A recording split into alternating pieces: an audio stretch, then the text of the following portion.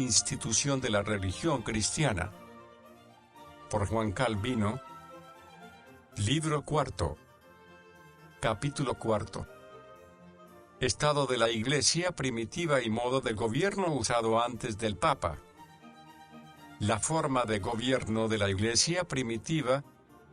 Hasta ahora hemos hablado del modo de gobernar la Iglesia, según se nos manda en la pura palabra de Dios. También hemos tratado de los ministerios, conforme Jesucristo lo ordenó. Ahora, para mejor entender esto e imprimirlo en la memoria, será preciso comprender de qué modo la Iglesia primitiva ha procedido respecto a estas cosas, pues ella nos podrá representar perfectamente, como un espejo, esta institución divina, porque, aunque los obispos antiguos han formulado muchos cánones o reglas con los cuales les parecía que exponían las cosas más por extenso de lo que están en la Escritura, sin embargo acomodaron toda su disciplina a la regla de la palabra de Dios, de tal modo que se puede ver fácilmente que no ordenaron nada contrario a aquella, y aunque haya habido algo censurable en sus constituciones, sin embargo, por el celo con que se esforzaron en conservar la institución del Señor y por no haberse apenas apartado de ella,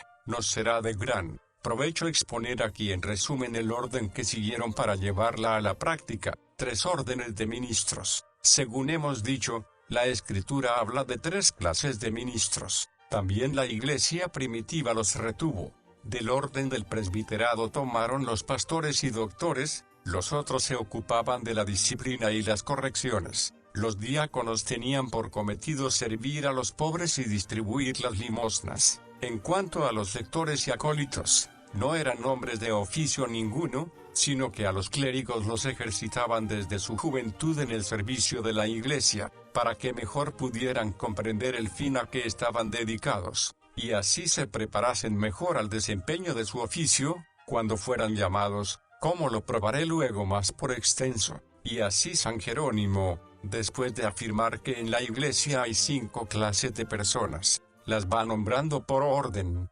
primero los obispos, luego los presbíteros, detrás los diáconos, a continuación los fieles, y por fin los catecúmenos, que aún no estaban bautizados, pero se presentaban en la Iglesia para ser instruidos en la religión cristiana y recibir después el bautismo. San Jerónimo no hace mención alguna de otros clérigos, ni de los frailes.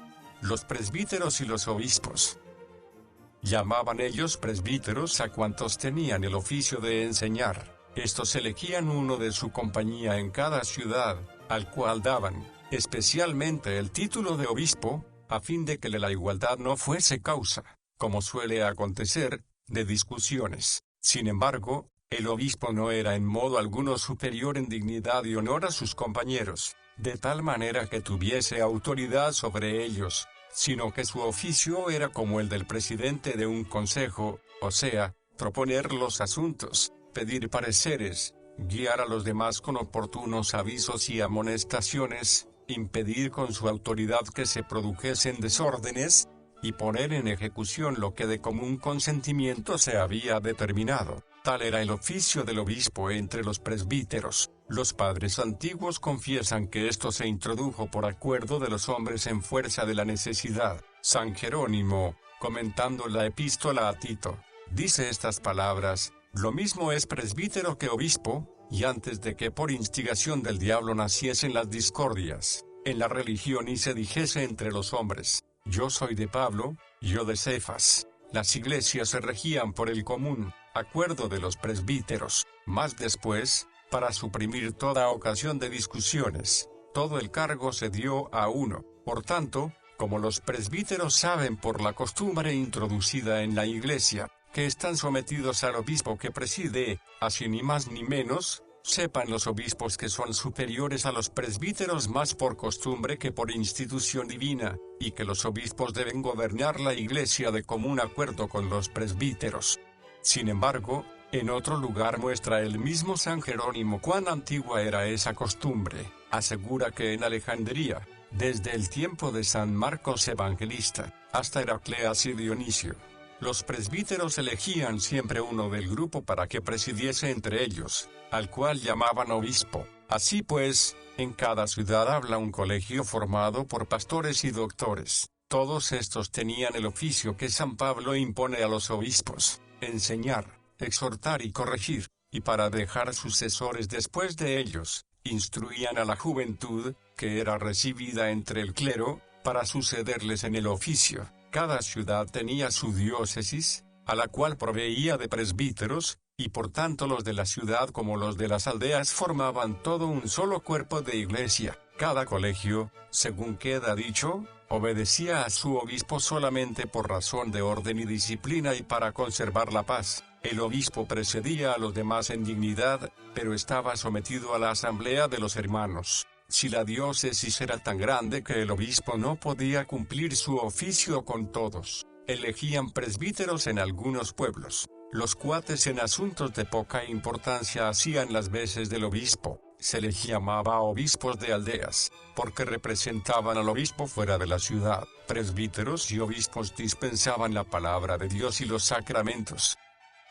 Sin embargo, para lo que hace al oficio que ahora tratamos era menester que tanto el obispo, como los presbíteros dispersasen la palabra de Dios y los sacramentos. Solamente en Alejandría se ordenó que el presbítero no predicase, y esto porque Arrio había revuelto aquella iglesia, como lo refiere Sócrates en su Historia Tripartita, en el libro 9, lo cual reprueba San Jerónimo, y con razón. Evidentemente, sería cosa monstruosa que alguien se jactara de ser obispo y no cumpliera con las obligaciones de su cargo. Tal fue la severidad y disciplina de aquellos tiempos, que todos los ministros eran forzados a cumplir con su oficio tal como Dios lo había ordenado. Y no digo que esto fuera así solamente durante un período de tiempo, sino siempre, pues aún en tiempo de San Gregorio, cuando la iglesia iba ya decayendo y degenerando de su estado primero, era cosa inadmisible que el obispo no predicase. Dice en cierto lugar, que el obispo está muerto si no se oye su voz, porque provoca la ira de Dios contra sí mismo si no hace que su predicación sea escuchada. Y en otro lugar, cuando San Pablo protesta que estaba limpio de la sangre de todos, Hechos de los Apóstoles 20:26, con estas palabras todos nosotros, los que nos llamamos obispos, somos citados, acusados y declarados culpables, puesto que, además de nuestros propios pecados, somos culpables de la muerte de otros, porque a tantos matamos, a cuantos con nuestra tibieza y nuestro silencio vemos cada día ir a la muerte. Dice que él y los demás se callan, cuando no cumplen su oficio con la debida diligencia. Sí, pues, él no perdona a aquellos que cumplían con su oficio simplemente a medias. ¿Qué creemos que hubiera hecho en el caso de que alguno lo hubiera descuidado por completo? En conclusión, durante mucho tiempo se mantuvo en la iglesia que el oficio principal del obispo era apacentar a su pueblo con la palabra de Dios y edificar la iglesia con la sana doctrina, así en público como en privado. Los arzobispos y patriarcas. En cuanto a que cada provincia, además de los obispos, tenía un arzobispo, y que el concilio niceno dispuso que hubiese patriarcas, que en dignidad y honor estuviesen incluso por encima de los arzobispos. Todo esto tenía como finalidad la conservación de la disciplina. Sin inconveniente alguno podría omitir estos temas, por no haber sido usados frecuentemente. Sin embargo, no vendrá mal llamar la atención sobre él como de pasada. Estos grados se establecieron principalmente, a fin de que si acontecía algo en una iglesia, que no pudiese ser solucionado por pocos, se remitiese al sínodo provincial, y si el asunto era de tanta importancia y dificultad que era necesario pasar adelante, se daba parte de ello a los patriarcas, que reunían en sínodo a todos los obispos. De ahí no se podía apelar más que al concilio general. Algunos denominaron esta clase de gobierno jerarquía, impropiamente, a mi parecer, o por lo menos con un nombre inusitado en la Escritura, porque el Espíritu Santo ha querido evitar que, cuando se tratase del modo de gobernar la Iglesia, nadie inventase dominio o señorío alguno. Sin embargo, atendiendo a la realidad misma y dejándonos de palabras, veremos que los obispos antiguos no quisieron inventar una nueva forma de gobierno de la Iglesia, diversa de la que Dios había ordenado en su palabra. Los diáconos, subdiáconos y arcedianos. Asimismo, el estado de los diáconos no era en su tiempo distinto de lo que había sido en tiempo de los apóstoles. Cada día recibían las limosnas que entregaban los fieles, y también las rentas anuales, para darles buen uso, a saber, una parte, para el mantenimiento de los ministros, y la otra, para los pobres. Y todo esto se hacía con la autorización del obispo, al cual cada año daban cuentas, porque lo que ordenan los cánones, que el obispo distribuyera los bienes de la iglesia, no se ha de entender como si el obispo tuviese el cargo de distribuir por sí mismo los bienes de la iglesia, sino porque ellos ordenaban a los diáconos a qué personas habían de mantener con los bienes de la comunidad, y a cuáles otras habían de distribuir el resto, y porque ellos tenían la superintendencia para saber cómo marchaba todo. Entre los cánones, que llaman de los apóstoles, hay uno que dice así: ordenamos que el obispo tenga en su poder los bienes de la iglesia, porque si le son encomendadas las almas de los hombres, que son mucho más preciosas, con mayor razón pueden tener el gobierno del dinero, a fin de que todo se distribuya con su autoridad por los presbíteros y diáconos con temor y solicitud. Y en el concilio de Antioquía se ordenó que se corrigiera a los obispos que se hacían cargo del manejo de los bienes de la iglesia, sin tener presbíteros o diáconos como coadjutores. Pero no hay por qué hablar más de esto, dado que bien claramente aparece por numerosas cartas de San Gregorio, en cuyo tiempo las cosas se iban ya corrompiendo. Y sin embargo aún se mantenía la costumbre de que los diáconos dispensasen los bienes de la iglesia con autorización de sus obispos. Es muy verosímil que ya desde el principio se les diera a los subdiáconos para ayudarles a servir a los pobres, pero esta diferencia poco a poco se fue perdiendo. Los arcedianos comenzaron cuando los bienes de la iglesia fueron en aumento, con lo cual la carga era mayor y requería una manera de gobernar más delicada. Aunque ya San Jerónimo hace mención de ellos en su tiempo, en sus manos se depositaban las posesiones, rentas, alhajas y limosnas cotidianas. Así San Gregorio escribe al arcediano de Salona que si algo se perdía de los bienes de la iglesia, por negligencia o por fraude, él sería el responsable. En cuanto a que se les ordenaba que leyesen el Evangelio, que exhortasen al pueblo a orar, que distribuyesen el cáliz a los fieles en la cena, todo esto se hacía para dar autoridad a su estado y que cumpliesen su deber con mayor reverencia y temor de Dios, en cuanto que con tales ceremonias se les advertía que su cargo no era político, ni profano, sino espiritual y consagrado a Dios. Uso y administración de los bienes de la iglesia. De aquí es fácil hacerse una idea acerca del uso de los bienes eclesiásticos y cómo eran dispensados. Muchas veces dicen, tanto los cánones, como los doctores antiguos, que todo cuanto la iglesia tenía en posesiones, o en dinero, era patrimonio de los pobres. En consecuencia se repite frecuentemente a los obispos y diáconos, que las riquezas que ellos manejan no son suyas, sino destinadas a las necesidades de los pobres, y que son dignos de muerte, si las disipan indebidamente, o las retienen para ellos, y son amonestados para que distribuyan lo que se les ha encomendado, a aquellos para quienes es, sin ninguna acepción de personas, con temor y reverencia, como ante el acatamiento de Dios. De aquí las públicas protestas de Crisóstomo, Ambrosio, Agustín y los demás, atestiguando ante el pueblo su integridad, y como quiera que es justo y está ordenado por la ley de Dios que los que se emplean en el servicio de la iglesia sean alimentados de los bienes comunes, y como en aquel tiempo había muchos presbíteros,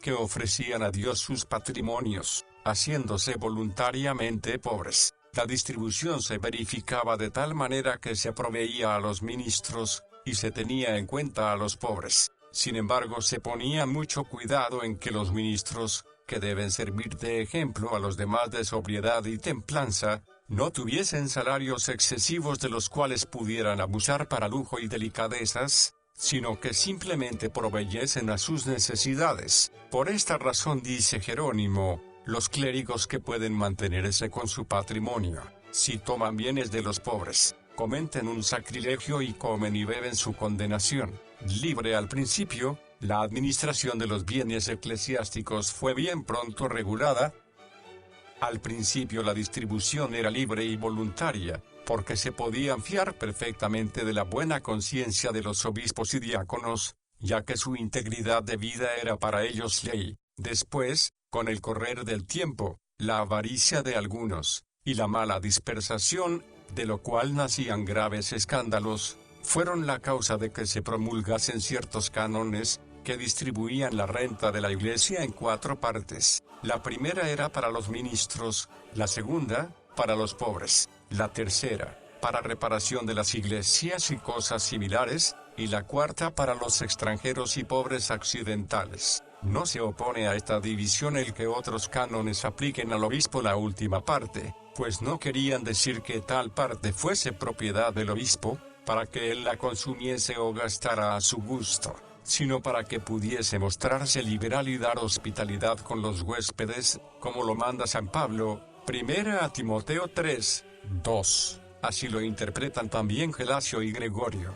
El primero no da otra razón para que el obispo pueda tomar algo, sino para tener el modo de socorrer con largueza a los extranjeros y a los encarcelados. San Gregorio habla aún más claramente. La costumbre, dice, de la sede apostólica es mandar al obispo, cuando es constituido, que haga 4 partes de toda la renta de la iglesia. La primera, para el obispo; la segunda, para los clérigos; la tercera, para los pobres; la cuarta, para reparación de los templos. Así pues, no era lícito al obispo tomar cosa alguna, sino únicamente lo que necesitaba para vivir sobriamente y para vestir sin lujo. Y si alguno comenzaba a excederse y se pasaba de la raya en la abundancia, la suntuosidad y la pompa, al momento eran amonestados por los otros obispos vecinos, y si no se corregía era depuesto. En caso de necesidad los ornamentos sagrados servían para socorrer a los pobres.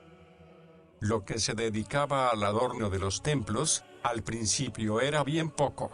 Incluso después que la iglesia se enriqueció bastante, no se dejó de observar cierta moderación en esto. Sin embargo, todo el dinero que se destinaba a este fin, se depositaba y dedicaba a los pobres, cuando la necesidad lo requería. Así Cirilo, obispo de Jerusalén, como no podía socorrer de otra manera la necesidad de los pobres en tiempo de hambre, vendió todos los vasos y ornamentos sagrados. Asimismo Acasio, obispo de Amida, viendo una gran multitud de persas en tan gran necesidad, que casi se morían de hambre, convocó a los clérigos, y después de dirigirles una admirable exhortación, exponiéndoles que Dios no tiene necesidad ni de platos ni de cálices, puesto que él ni come ni bebe, lo fundió todo y dio toda la plata para rescatar y alimentar a los pobres. Y San Jerónimo, reprendiendo el exceso que ya en su tiempo se usaba en adornar los templos, ataba a Exuperio, obispo de Tolosa, su contemporáneo, porque llevaba el cuerpo de nuestro Señor en una canastilla de mimbre, y la sangre en un vaso de cristal, al mismo tiempo que ordenaba que ningún pobre padeciese hambre. Lo que he referido de Acasio, lo cuenta San Ambrosio de sí mismo, como los arrianos le reprochasen que había roto los vasos sagrados para pagar el rescate de los prisioneros que los infieles habían hecho cautivos. Él da esta admirable excusa, digna de perpetua memoria: el que envió a sus apóstoles sin oro, ha reunido también a su iglesia sin oro. La iglesia tiene oro, no para guardarlo, sino para distribuirlo y remediar las necesidades. ¿A qué guardar lo que no sirve de nada? ¿No sabemos cuánto oro y plata robaron los asirios del templo del Señor? ¿No es mejor que el sacerdote lo convierta en dinero para ayudar y mantener a los pobres, que el que un enemigo sacrílego se lo lleve? ¿No dirá Dios: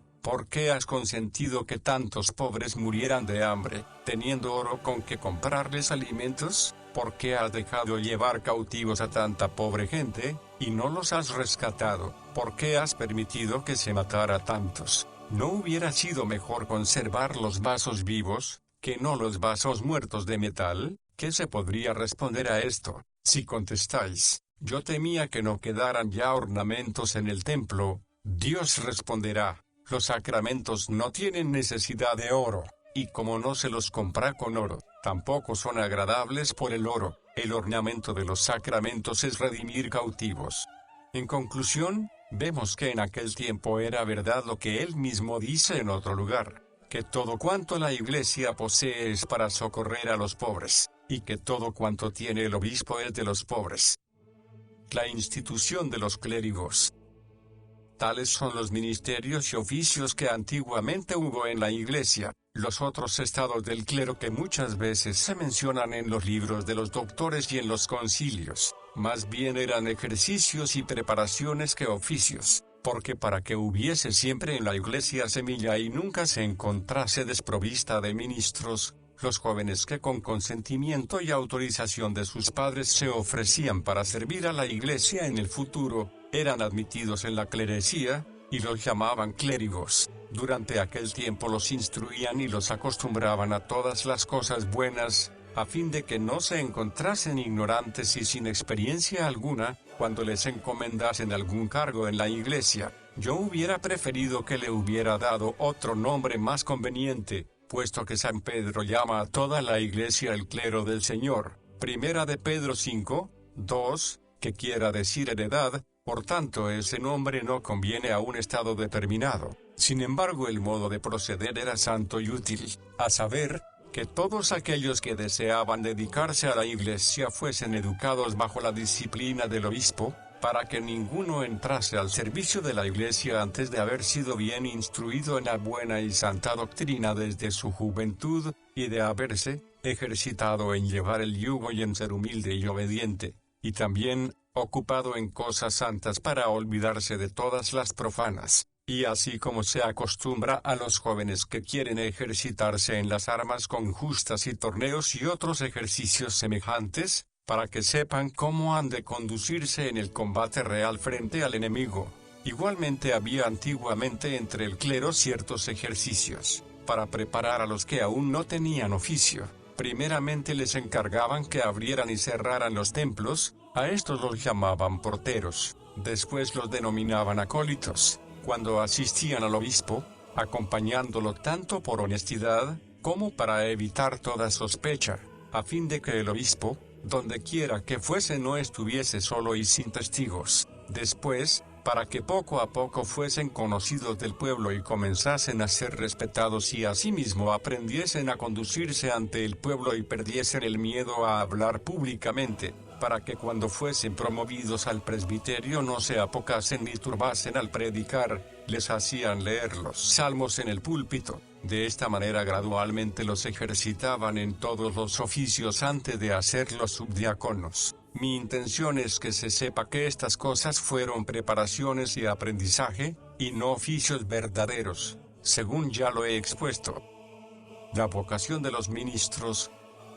Según lo que hemos dicho, el primer punto en la elección de los ministros es cómo deben ser los que han de ser elegidos, y el segundo, con qué madura deliberación se debe proceder en la elección. En lo uno y lo otro ha observado la Iglesia antigua lo que ha ordenado San Pablo. La costumbre era reunirse con gran reverencia, e invocar el nombre del Señor para elegir a los pastores. Además seguían una especie de formulario para investigar la vida y doctrina de los que hablan de elegir, conforme a la misma regla de San Pablo. Solamente hubo en esto un defecto, que con el tiempo usaron de excesiva severidad, exigiendo en un obispo aún más de lo que San Pablo requiere, 1 Timoteo 3, 2 al 7, y principalmente cuando ordenaron que el ministro no se casase. En todo lo demás se conformaron a la descripción de San Pablo, que hemos indicado. Por lo que hace al tercer punto, ¿a quién toca elegir los ministros?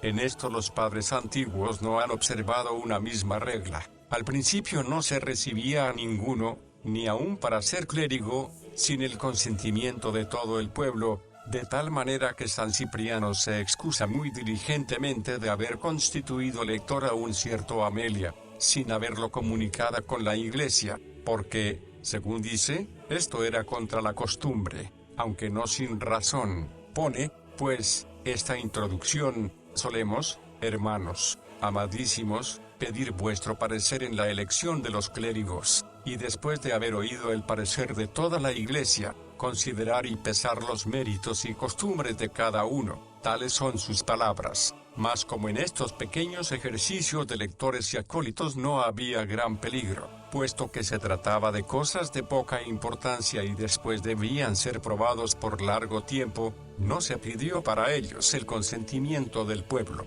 Lo mismo sucedió después en los otros estados y órdenes, excepto en la elección de los obispos. El pueblo casi permitió al obispo y a los presbíteros que ellos decidiesen quiénes eran idóneos y hábiles, y quiénes no, menos cuando había que elegir sacerdote para una parroquia, porque entonces era preciso que el pueblo diese su consentimiento.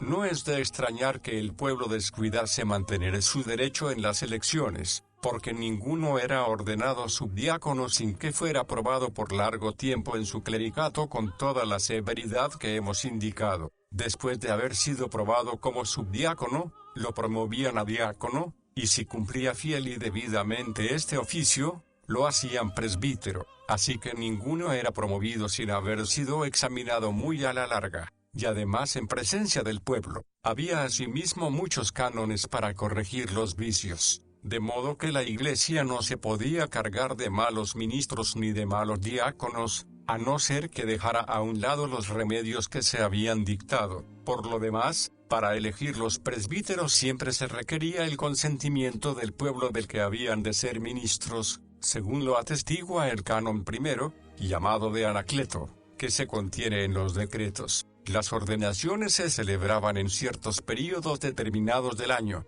a fin de que ninguno fuese ordenado en secreto sin el consentimiento del pueblo, y que nadie fuese promovido a la ligera sin tener un buen testimonio. La elección de los obispos. En cuanto a la elección de los obispos, el pueblo usó de su derecho por mucho tiempo, y ninguno era admitido sino por el común consentimiento de todos. Por esto el Concilio de Antioquía prohíbe que ninguno sea ordenado contra la voluntad del pueblo. Leoni confirma esto diciendo: elíjase aquel que el clero y el pueblo han querido, o por lo menos la mayor parte, y aquel que debe presidir a todos, sea elegido por todos, porque el que es ordenado sin ser conocido y examinado, es introducido a la fuerza, y también, elíjase el que ha sido elegido por el clero y pedido por el pueblo, y sea consagrado por los obispos de la provincia con la autorización del metropolitano. Los santos padres se preocupaban tanto de que esta libertad del pueblo no fuese menoscabada, que el mismo Concilio Universal congregado en Constantinopla no quiso ordenar a Nectario como obispo sin la aprobación de todo el clero y del pueblo,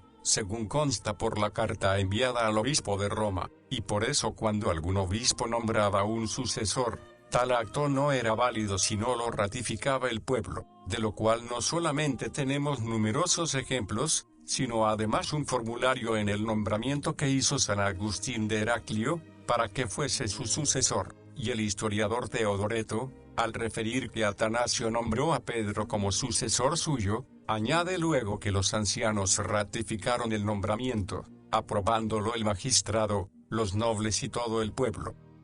Admito que fue muy razonable la disposición del Concilio de la Odisea, que no se permitiese la elección al pueblo, pues es muy difícil que se pongan de acuerdo tantas personas para llevar a término un asunto, y casi siempre es verdad aquel proverbio: el vulgo inconstante se divide en diversas opiniones. Pero había un buen remedio para evitar este inconveniente. Primeramente elegía el clero solo, después presentaban el elegido al magistrado y a los nobles, después de deliberar de común acuerdo ratificaban la elección si les parecía buena, y si no elegían otro. Después se daba la noticia al pueblo, el cual, aunque no estaba obligado a admitir la elección ya hecha, sin embargo no tenía ya ocasión de promover tumulto ninguno, o si comenzaban por el pueblo, se hacía para saber a quién prefería, y así, conocidas sus preferencias, el clero procedía a la elección. De este modo el clero no tenía libertad de elegir a quien le pareciese,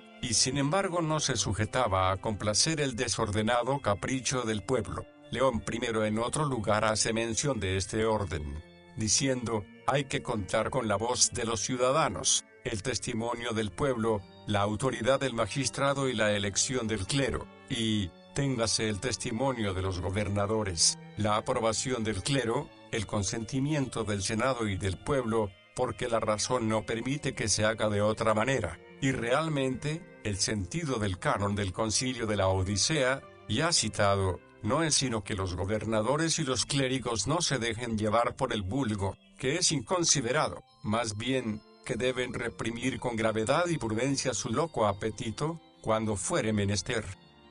Esta forma de elegir se observó aún en tiempo de San Gregorio, y es verosímil que haya durado todavía mucho tiempo después. Hay muchas cartas en su registro, que claramente lo atestiguan así, porque siempre que se trataba de elegir obispo en alguna parte tenía por costumbre escribir al clero y al cabildo del pueblo, y algunas veces al príncipe o señor, según el modo de gobierno de la ciudad a la que se dirigía, y cuando a causa de alguna revuelta o diferencia, da al obispo del lugar la superintendencia en la elección, siempre exige que haya decreto solemne confirmado por el consentimiento de todos. Más aún, una vez que habían elegido a Constancio por obispo de Milán, como a causa de las guerras, muchos milaneses se habían retirado a Génova, no permitió que la elección fuese tenida por legítima hasta que los que estaban fuera se reunieron y dieron su consentimiento a la misma, y todavía más importante es que aún no hace 500 años que un papa, llamado Nicolás, dio este decreto respecto a la elección del papa, que los cardenales fuesen los primeros, luego los obispos, que después congregasen al resto de los clérigos, y, finalmente, que la elección fuese confirmada por el consentimiento del pueblo, y al fin alega el decreto de Leoni, poco antes mencionado, mandando que se observe en el porvenir, y si llega a tanto la maldad de algunos, que el clero se ve forzado a salir de la ciudad para hacer una buena elección, ordena que en tal caso se hallen presentes algunos representantes del pueblo en la elección. El consentimiento del emperador se requería solamente en 2 ciudades, en Roma y en Constantinopla, por ser, como se puede conjeturar, las 2 sedes del imperio, porque cuando San Ambrosio fue enviado a Milán por el emperador Valentiniano, para que como lugarteniente del emperador presidiese la elección, fue un caso extraordinario debido a las grandes diferencias reinantes entre los ciudadanos. En Roma la autoridad del emperador era de tanta importancia en la creación del obispo, que San Gregorio escribe al emperador Mauricio, que él había sido hecho obispo por su mandato, bien que había sido pedido solemnemente por el pueblo. La costumbre era que luego que uno había sido elegido obispo de Roma por el clero, el senado y el pueblo, el electo lo hacía saber al emperador, el cual aprobaba o anulaba la elección. No son contrarios a esto los decretos recopilados por Graciano, pues no dicen sino que de ninguna manera se debe consentir que si la elección no es canónica, el rey constituya a obispo según su parecer, y que los metropolitanos no deben consagrar al que hubiere sido promovido de esta manera a la fuerza, porque una cosa es privar a la Iglesia de su derecho, para que un solo hombre haga todo según a él se le antojare, y otra conceder al rey o al emperador el honor de que él con su autoridad confirme la elección legítimamente hecha. La ceremonia de la ordenación en la Iglesia antigua. Queda por exponer qué ceremonias usaban antiguamente en la ordenación de los ministros, después de haberlos elegido. Los latinos llamaban a esto ordenación o consagración. Los griegos empleaban 2 términos que significaban imposición de manos. Existe un decreto del Concilio Niceno que ordena al metropolitano y a todos los obispos de la provincia, que se reúnan para ordenar al electo, y que si alguno de ellos no puede por enfermedad o por dificultad del viaje, por lo menos se hallen presentes 3, y que los ausentes manifiesten su consentimiento por carta. Como este canon no se observaba desde hacía ya mucho tiempo, fue renovado más tarde en muchos concilios. Se ordena a todos, o por lo menos a los que no tenían excusa, que se hallen presentes en la elección, para que el examen de la doctrina y costumbres se hiciese con mayor madurez, pues no era consagrado antes de ser examinado de esta manera. Lo mismo se ve por las cartas de San Cipriano, que antiguamente no llamaban a los obispos después de la elección, sino que estaban presentes a ella, para que fuesen como superintendentes, a fin de que el pueblo no decidiese nada provocando tumultos, porque después de decir que el pueblo tiene autoridad para elegir a los que saben que son dignos, añade, por tanto, es menester que retengamos y guardemos lo que el Señor y sus apóstoles nos han transmitido, como lo observamos en casi todas las provincias, que todos los obispos comarcanos se reúnan en el lugar donde ha de verificarse la elección del obispo, y que sea elegido estando presente el pueblo. Mas como tal reunión a veces se retrasaba demasiado, y mientras tanto los ambiciosos tenían oportunidad de poner por obra sus malas intenciones, advierte que basta con que después de hecha la elección, se junten los obispos para consagrar al electo, después de haberlo examinado ellos. Esto se hacía en todas partes sin excepción alguna. Después se introdujo un procedimiento muy distinto. El elegido iba a la ciudad metropolitana para ser confirmado. Esto se hizo por ambición y corrupción, y no por razón alguna que lo justificara. Poco después de que la sede romana creciera, se introdujo otro procedimiento aún peor. Todos los obispos de Italia iban a Roma para ser consagrados, así se puede leer en las cartas de San Gregorio. Solamente algunas ciudades mantuvieron su antiguo derecho y se negaron a someterse, como Milán, según puede verse por una carta. Puede que las ciudades metropolitanas conservaran su privilegio y su derecho, porque la costumbre antigua fue que todos los obispos de la provincia se juntaran en la ciudad principal para consagrar a su metropolitano. Por lo demás, la ceremonia era la imposición de las manos. Yo no he leído otras, sino que los obispos usaban un vestido especial para ser diferenciados de los otros presbíteros. Asimismo ordenaban a los presbíteros y diáconos con la sola imposición de las manos, pero cada obispo ordenaba a los presbíteros de su diócesis con el consejo de los demás presbíteros, y aunque en general esto lo hacían todos, sin embargo como el obispo presidía y todo se hacía bajo su dirección, por eso decía que él ordenaba. Y así dicen muchas veces los doctores antiguos que el presbítero no difiere del obispo, sino en cuanto que no tiene el poder de ordenar.